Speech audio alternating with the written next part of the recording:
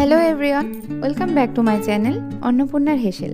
আজ আপনাদের করে দেখাবো বেগুন দিয়ে বোয়াল মাছের ঝাল। সেই জন্য আমি এখানে বেগুন, পেঁয়াজ বাটা, নুন, হলুদ, লঙ্কা গুঁড়ো আর কাঁচা লঙ্কা নিয়েছি।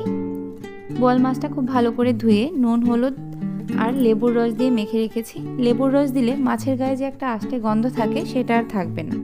বেগুনটাকেও আমি এখানে নুন, হলুদ দিয়ে মেখে রেখেছি। এবার কড়াইয়ে তেল গরম হয়ে গেছে। আমি গ্যাসের ফ্লেমটা মিডিয়ামে রেখেছি।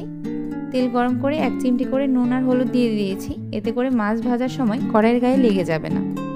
আমি মাছটা দেওয়ার সাথে সাথে একটু ঢেকে দিয়েছিলাম, কারণ বোয়াল মাছ খুব ফাটে, তাই খুব সাবধানে বোয়াল মাছটা ভেজে নিতে হবে। আমি উল্টে পাল্টে মাছগুলো সব ভেজে নিয়েছি। এবার আমি নুন হলুদ মেখে রাখা বেগুনগুলোও একটু ভেজে নেব।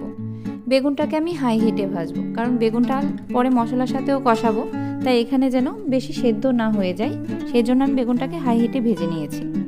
এবার আমি গ্যাসের ফ্লেমটাকে লো করে দিয়ে এর মধ্যে হলুদ গুঁড়ো আর লঙ্কা গুঁড়োটা আগে দিয়ে মিশিয়ে নিলাম। এবার সাথে সাথেই দিয়ে দিচ্ছি পেঁয়াজ বাটাটা। এখানে আমি 2টো মিডিয়াম সাইজের পেঁয়াজ বেটে নিয়েছি, দিয়েছি স্বাদ মতো নুন।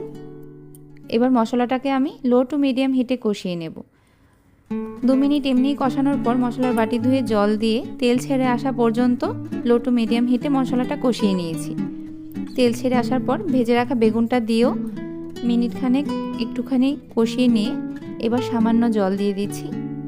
জল দিয়ে খুব ভালো করে মিশিয়ে নেব। এবার একটা ঢাকনা দিয়ে ঢেকে দেব, তাহলে মশলাটাও খুব ভালো করে তেল ছেড়ে দেবে আর বেগুনগুলো সেদ্ধ হয়ে যাবে। এবার লো টু মিডিয়াম হিটে আমি 2-3 মিনিটের মতো ঢাকনা দিয়ে রেখেছিলাম। মশলার গায়ে থেকে তেল ছেড়ে দিয়েছে, বেগুনও সেদ্ধ হয়ে গেছে। এবার এখানে আমি প্রয়োজন মতো ঝোলের জন্য জল দিয়ে দিচ্ছি। ঝোলটা ফুটে উঠেছে। এবার এখানে আমি ভেজে রাখা মাছগুলো দিয়ে দিচ্ছি।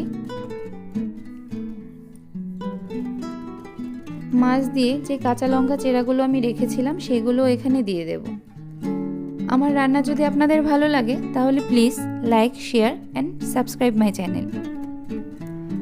মাছ আর কাঁচা লঙ্কা দিয়ে দিয়েছি। এবার সব কিছু একটু ভালো করে একসাথে মিশিয়ে নিতে হবে।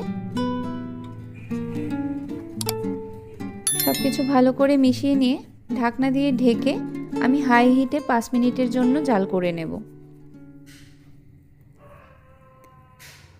5 মিনিট পর ঢাকনাটা সরিয়ে নিয়েছি। এবার আমি গ্যাসের ফ্লেমটাকে একদম লো করে আরও 5 মিনিট রেখে তারপর বন্ধ করে দেব। গ্যাসের ফ্লেমটা বন্ধ করে দিলে ঢাকনাটা খুলবো না, আরও 5-10 মিনিট রেখে তারপর সার্ভ করব, তাহলে ঝোলের তেলটাও উপরে চলে আসবে। Thanks for watching.